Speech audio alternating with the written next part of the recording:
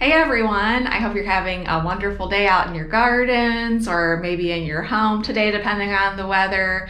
It's an absolutely gorgeous day here in Zone 6B. It's the second week of November and somehow it's 73 degrees outside. I don't think this has ever happened before since I've lived here in Zone 6B. But anyway, I'm getting a lot of gardening chores done today, and I thought you might like to join me. I need to plant up my amaryllis bulbs for Christmas. I want to plant up some paperwhites because I like to always have paperwhites going about every week just for something nice to enjoy in the house. I need to plant some daffodils, and then I need to go outside and dig up an amaryllis bulb that has been out there all growing season. It's my bulb from last Christmas, so it's been out there, absorbing the sunlight into the leaves all season long, and now I need to dig it up and put it in the basement for its dormancy period so that I can get it to rebloom again. And quite honestly, I haven't checked on that bulb all season long, so I have no idea what to expect once we get out there. So let me show you the bulbs I got and what we're going to be working with. I've got 3 amaryllis, and I like to buy the amaryllis in the boxes. It's really nostalgic for me because it's what my grandma used to grow, and so I just like to, have her memory here in our home. So, and these boxes are only $5 or $6, so I just like to make sure that it's a good quality bulb before I go ahead and buy it. So just go ahead and open the box up when you're at the store. They don't mind, they understand.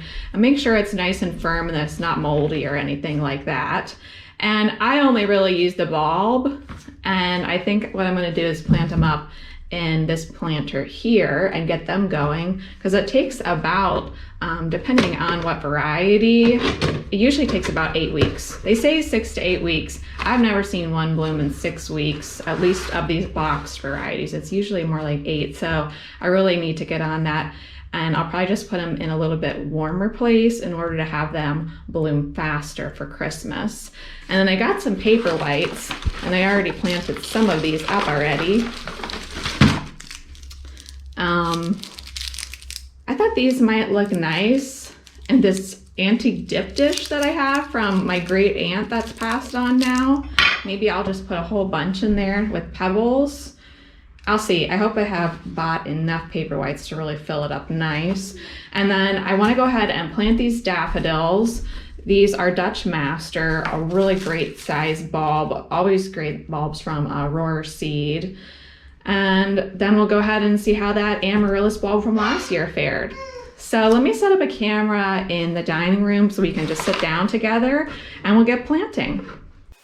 All right, guys, I think I got all my supplies for the project ready to go so we can have some fun and plant these. Something you might experience when you go ahead and purchase the amaryllis boxes, just some things to be mindful of, is to make sure the pot has drainage holes. One year I bought these, I think I bought them at Christmas tree shops, and the pots that came in the boxes didn't have drainage holes. I don't ever use the pots anyway, but if you were gonna pot right into the pot it gives you, make sure you go ahead and add drainage if it doesn't come with that. And then what it also usually comes with is one of these cocoa cores, which is actually the inside of coconut shells, just dehydrated. So what you do is you put that into a bowl of water. It'll tell you on there, this one says 1 to 2 cups of warm water, and you just let it sit there for about 15 minutes, and then it turns back into the cocoa core.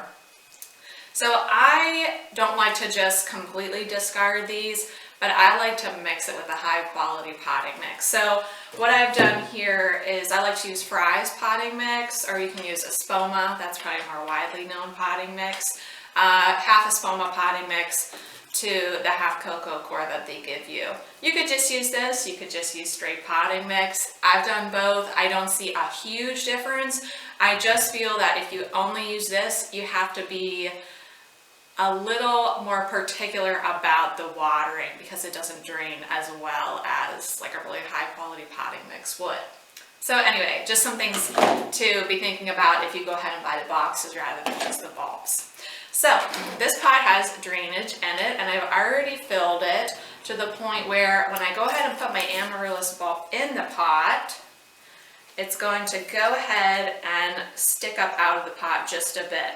So you have your amaryllis bulb, you have the roots, You have up here what they call the shoulders of the bulb, which is kind of where we want the soil to land at. And then we have the nose of the bulb. So all we do is stick our bulbs in the soil.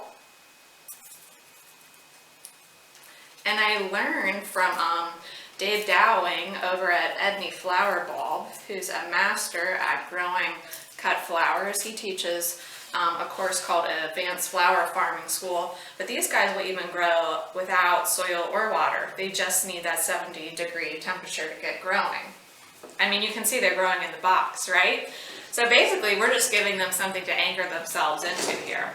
So now I'm going to go ahead and fill in just around the bulb, just a little bit. And I'm not going to bury the bulb. That's the thing about amaryllis. You don't bury the whole bulb. Just think of it as you're kind of getting it all snuggled in. The other cool thing about amaryllis is that you can make them grow a bit faster or slower based on the temperature that they're kept in. So if you want to slow their growth down, keep them a bit cooler.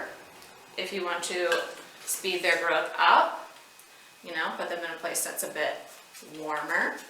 You know, if you're really trying to get it for the holiday season or something. Ideal temperature is 70 degrees Fahrenheit, day and night. So what I'm going for here is that a third of the bulb would still be exposed at the end. I want to still see the shoulders sticking out of the pot. I don't want the shoulders to be covered with soil.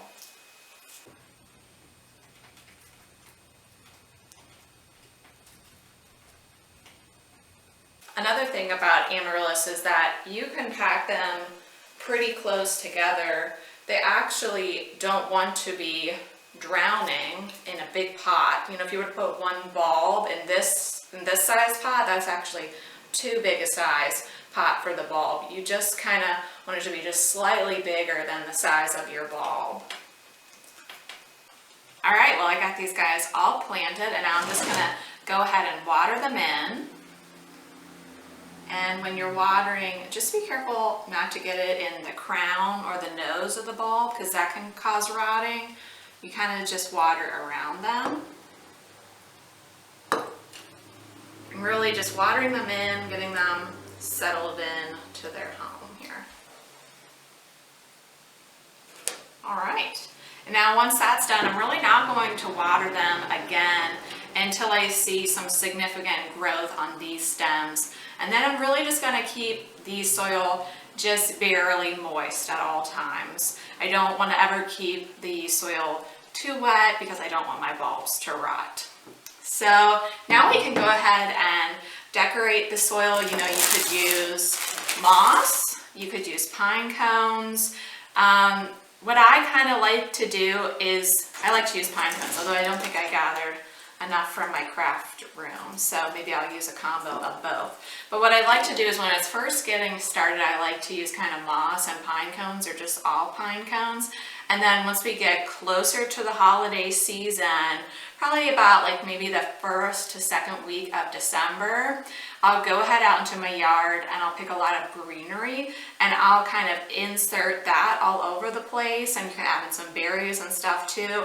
So not only will you have, excuse me, so not only will you have these beautiful stems of amaryllis, but you also have this beautiful greenery to look at also all around it. But I'm not going to do it right now. It's only the beginning of November and it would all dry out and I just have to keep replacing it. It's funny how adding this layer almost finishes the look, doesn't it? And you could add twigs at this point too. That would be a good idea.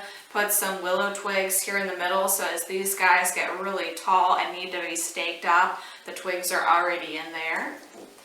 And then if you like, you know, add in your pine cones. Acorns would probably look nice too, right? I was hoping to make an acorn wreath, but it seems the squirrels have beat me to the punch this year.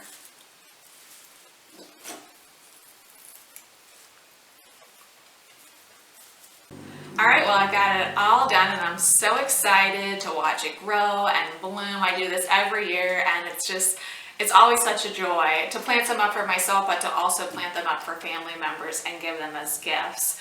So as far as care goes, you want to place this in a spot that gets bright, indirect light. It's also a good idea to turn it every few days, especially once you start to see a lot of significant growth, just so there's not too much leaning of those heavy stems. You may need to stake the stems. And if you want to go ahead and really get these guys going fast, you can provide some underground heat. You could put them on a heating mat that you would use for seedlings. I have the old-timey radiators, so a lot of times I'll jump start these guys on the radiators and then go ahead and move them to the place where I want to display them at. Now, once they are blooming, and they're just so absolutely wonderful, to maintain the bloom for as long as possible, you actually want to move it a little bit away from that bright indirect light and a little bit cooler. That'll just make the blooms last longer. And I did a video last year of how to get the amaryllis to rebloom, so I'll link that below if you're interested in learning about that. And as far as using them as a cut flower, they make an absolutely amazing cut flower, and they last just as long in the vase as if you were to leave them on the stem. And you basically want to treat it just like a lily as far as when to harvest it. You want to see that colored bud almost just about to crack open. That's the right time to pick the amaryllis as a cut flower. So for now, I think I'm going to clean up this mess and make another mess with my paperwhites. All right, I'm going to get started on my paperwhites now.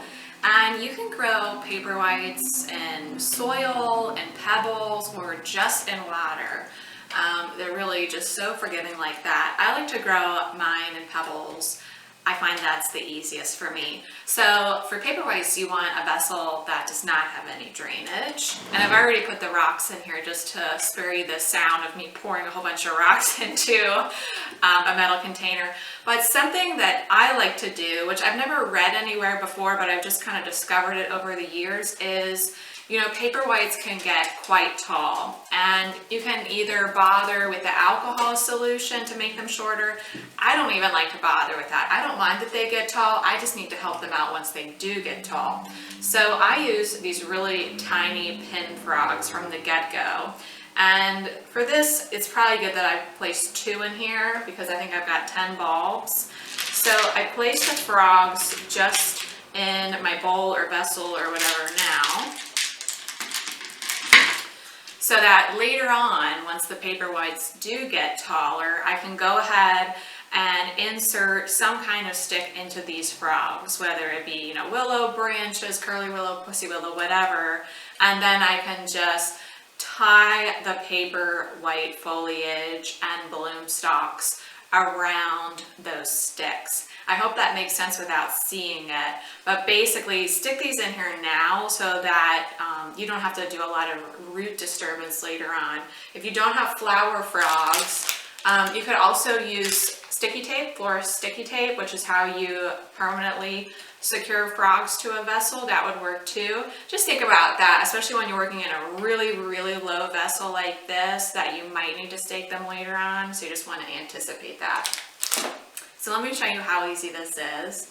So we have our paperwhite bulbs. Don't worry at all if when you get them, if they've started to grow and they're curving a little bit, they'll quickly correct themselves. So now we just literally place them just barely into the pebbles.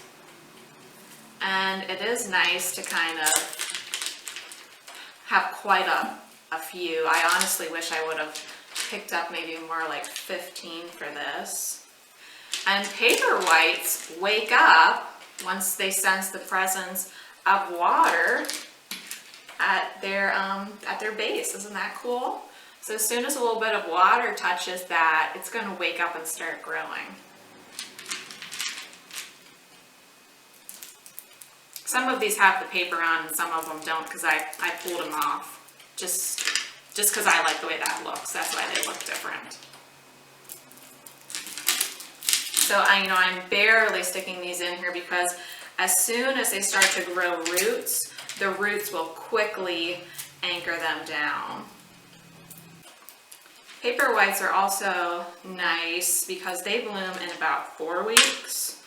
So it's nice to think maybe to plant a grouping of paperwhites maybe once a week so that you always have some blooming. Because once they're done, they're really done. It's basically, you might as well just go ahead and compost them and just keep the pebbles for later. So once you've got your paperwhites placed, then you're just going to fill your vessel with water just so it's touching just the bottom of the bulb. You don't want to submerge the bulb at all because it will actually rot the bulb out. Some people will tell you that you can just almost barely touch the water to the base. To be quite honest with you, I've just never tried that. I always have the water touching the base of the bulb and just make sure not to go up any higher than that.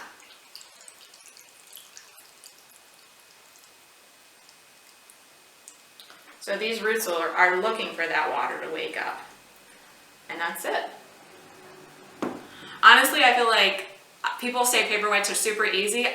Right from the get-go when I started to grow them years ago, I was always really nervous about this part because I thought, did I put too much water in? Did I not put enough water in? I would say always err on less is more. Just barely touch the bottom. Well, I think that looks great, and that's all there is to it. I think if you watch a Christmas decor video I did last year, you can see my paperwhites from last year in bloom.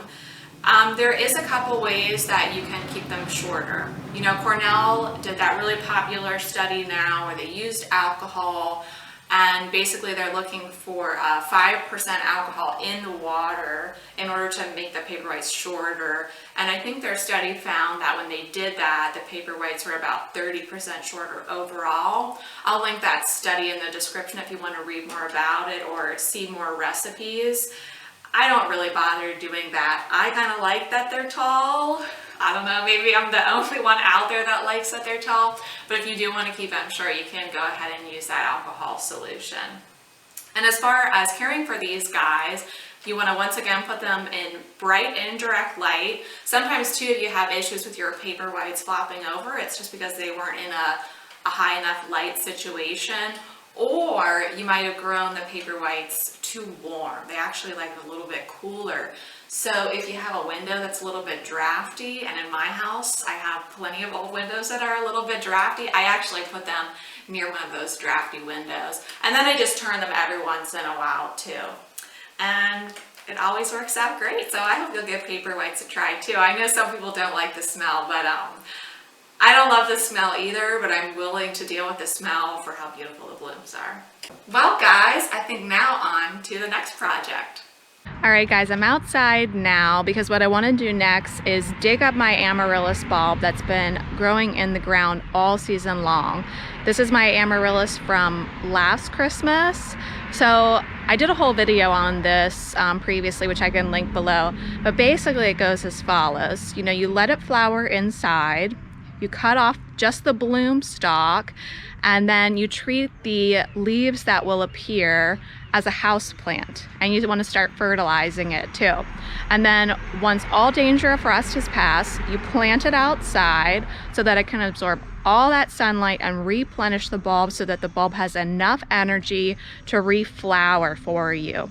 So before the first frost hits, you want to dig it up. So we really need to get that done. And then we're going to put it into what's called its dormancy period. And what we're going to do, we're going to pot it up and we're going to stop watering it altogether. And we're going to put it in a cool, dark place at about 50 degrees Fahrenheit. That's basically most basements. So basically just think during the growing season, have it outside absorbing all that sunlight, and then right before your first frost, bring it back inside. Don't water it, put it in a cool, dark place like a basement, 50 degrees Fahrenheit, approximately. So it might be a little bit bright over where I have the amaryllis, but let me show you and we can dig it up. All right, guys, well, let's see how this goes.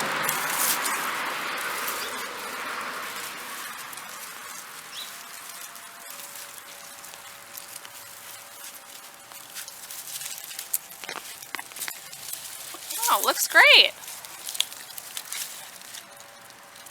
Okay, so I'll pot this up in new medium inside the house. Let's take it in there where it's quieter and the light's better. All right, guys, well, I'm inside now, and it's a bit of bad news, actually. But, you know, as it goes with gardening, you live and you learn, and I'm gonna show you what I learned here. So I brought in this amaryllis that's been outside all season, and as I'm looking at the foliage and the bulb, I see almost immediately that I'm dealing with a fungal issue called red splotch. Now this can be controlled by some fungicides out there. I've also heard tell of trying a hot water bath. I'm not gonna bother with any of that. I'm just gonna go ahead and pitch this particular bulb. I just don't think it's worth investing in the fungicides just for a few bulbs. But that is an option, and I will link to some university articles about the type of fungicides you would use on how to go about using that. But let me show you what red splotch looks like so you know if you see it on your amaryllis. And I'm really thinking that in my case, it's an overhead irrigation issue, which, here's the thing, in my area, I get so much rain. So much rain. I'm not too sure I could control it besides maybe leaving it in a pot on our porch where it would still get a lot of sun, but maybe when we get these really heavy rains or constant rains, I can get it out of the rain. I don't know. If you have any experience with red splotch, please let me know. This is my first personal experience with the red splotch. Let me show you what it looks like. Okay, so here we are looking at the plant now. Just so you know, I also sent pictures of this to my friend at Edney Flower Bulb and also to some other flower farmers, and they all also felt that it was red splotch. So just so you know, not just my opinion, but the opinions of an expert in bulbs and also some other farmers that I know. So yeah, you know, here we have the red splotching there. Also, I mean, at first when I pulled it out outside, I just thought this was bug damage because, you know, it's so bright out there. I was just grabbing it and really mainly looking at the roots. And then as soon as I brought it in, I saw, oh no, it's so sad. You can see the red there on the bulb. And you might see something like this too. So sad. All right, so there it is, red splotch. So guys, as I say, I'm just gonna go ahead and dispose of this bulb and all the plant material. And you know, it is sad, but gardening isn't just about sunshine and roses. It's also about pest management, disease management, cultural issues. It's about all that, and it's a learning experience and working with nature and just being okay to let things go sometimes. You know, I think sometimes it's worth it to really put in a lot of extra effort to take care of a disease or whatever, but in this case, especially, you know, I'm not selling these or anything. I'm just gonna go ahead and dispose of it. Well, I think I'm gonna wrap up the video here now. I got a lot of things to clean up, and I'll get to those daffodils another day. But thanks so much for spending some time with me today. And until next time, happy gardening. Bye.